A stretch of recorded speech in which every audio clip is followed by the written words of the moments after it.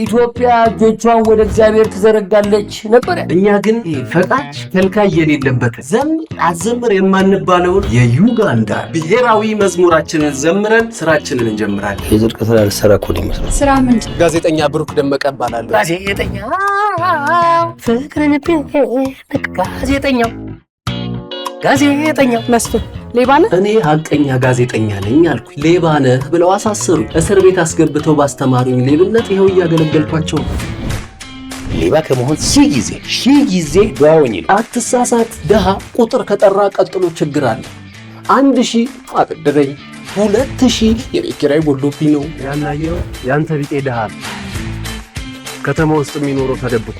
አቤቱ የጨቋኞች መንገድ ስለምን የብልጽግና ስልጣንን በኃይል መነጠቅ በስንት ጣዕሙ ሳይዋጋ ያሸንፈኝ። ይቅርታ ግን አላስታወስ። ሾርት ሚሞሪ ያናችሁ ተብለናል።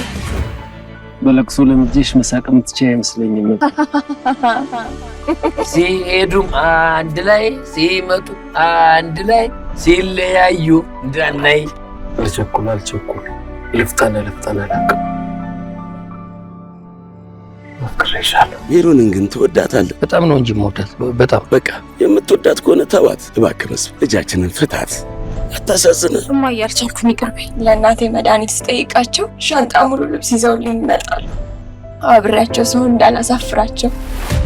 ለእናቴ አንድም ቀን የሚጨምር ከሆነ ምንም ነገር ለማድረግ ዝግጁ ነበር። ባለቤቴ ክፉኛ ታማብኛል። ከአንተ ጋር እየኖረች እንዴት አትታመም? ባለስልጣኑ ጋር እንሄዳለን። ኪሱ ውስጥ ብር ሳይሆን መሳሪያ ነው ያለው።